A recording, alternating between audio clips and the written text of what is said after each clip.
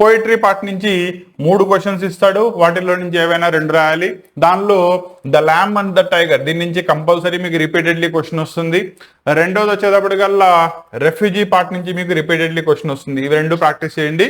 Plus దీంతో పాటు ఒక అడిషనల్ క్వశ్చన్ కూడా ప్రాక్టీస్ చేసి ఉంచండి. సో దట్ క్వశ్చన్స్ మిస్ అవ్వకుండా 8కి 8 మార్క్స్ గెయిన్ చేసుకోవడానికి ఉంటుంది. ఇంకా లాస్ట్ వచ్చేటప్పటికల్లా సప్లిమెంటరీ రీడర్ లేదా నాన్ డీటెయిల్ దీని నుంచి 2 క్వశ్చన్స్ ఇస్తాడు. దాని నుంచి కంపల్సరీగా 1 రాయాలి, 8 మార్క్స్. 8 మార్క్స్ క్వశ్చన్ వచ్చేటప్పటికల్లా అంతకు ముందున్న పేజ్లో హాఫ్ ఆఫ్ ద పేజ్ కనుక మిగిలిపోయి ఉంటే దాన్ని లీవ్ చేసి ఫ్రెష్ పేజ్లో కొత్తగా స్టార్ట్ చేయండి. సో దట్ 2 పేజెస్ కంప్లీట్లీ కనబడుతుంది.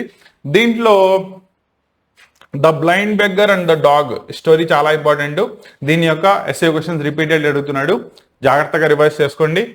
AP intermediate first year students ఎవరెవరైతే బెటర్మెంట్ లేదా సప్లిమెంటరీ రాస్తున్నారో మ్యాథమెటిక్స్, ఫిజిక్స్, కెమిస్ట్రీ, దాంతోపాటు బయాలజీ, సాంస్క్రిట్ అండ్ ఇంగ్లీష్ వీటికి సంబంధించి ఒక్కో సబ్జెక్ట్ యొక్క 3 గెస్ట్ పేపర్ని కంప్లీట్లీ డిస్కస్ చేసుకుంటూ వాటి యొక్క కంప్లీట్ డిస్కషన్తో పాటు వాటి యొక్క ఆన్సర్స్ని కూడా ఎలా వచ్చింది కంప్లీట్ ప్రాసెస్, దాంతోపాటు రిప్రజెంటేషన్ చేసే పద్ధతి ఎలా ఉండాలి. బోర్డ్ ఎగ్జామ్ దానికి ఒక పద్ధతి ఉంటుంది, ఆ ప్యాటర్న్లో మనం రాస్తేనే మనకి ఫుల్ మార్క్స్ పడే ఛాన్సెస్ ఉంటుంది. అండ్ ఈ షార్ట్ టర్మ్ యొక్క కోర్స్ వచ్చేటప్పటికల్లా ఇది ఇక్కడ నుంచి 3,000 కాదు 799 రూపీస్కి అవైలబుల్ ఉంటుంది. దానిలో నేను ఏమేమైతే డిస్కస్ చేశానో అవన్నీ కూడా రికార్డెడ్ క్లాసెస్తో పాటు వాటి యొక్క కరస్పాండింగ్ పీడిఎఫ్స్ సహా మీకు అందించడం జరుగుతుంది.